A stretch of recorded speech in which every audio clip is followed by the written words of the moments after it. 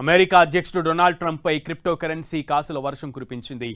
ఈ వర్చువల్ కరెన్సీలో ఆయన పెట్టిన పెట్టుబడులకు గాను 2025లో $1.2 బిలియన్ అంటే దాదాపు 11,358 కోట్ల రూపాయలు ఆర్జించారు.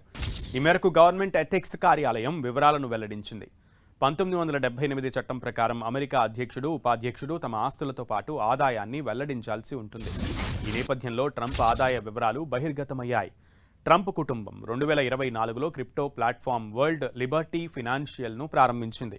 ఆ సంస్థ క్రిప్టో టోకెన్లను తీసుకువచ్చిన వెంటనే జరిపిన విక్రయాల ద్వారా వచ్చిన ఆదాయం $500 మిలియన్. అంతేకాదు ట్రంప్ ఆయన ముగ్గురు కుమారులు డిటి మార్క్స్ డెఫీ అనే అనుబంధ సంస్థ ద్వారా 22.5 బిలియన్ల WLFI టోకెన్లను సొంతం చేసుకున్నారు. ఇక ఏప్రిల్ 2025లో వరల్డ్ లిబర్టీ ఫైనాన్షియల్ ఒక స్టేబుల్ కాయిన్ను ఆవిష్కరించింది. 2025లో అధ్యక్షుడిగా ప్రమాణ స్వీకారం చేసిన ఆయన పలు కీలక నిర్ణయాలు తీసుకున్నారు.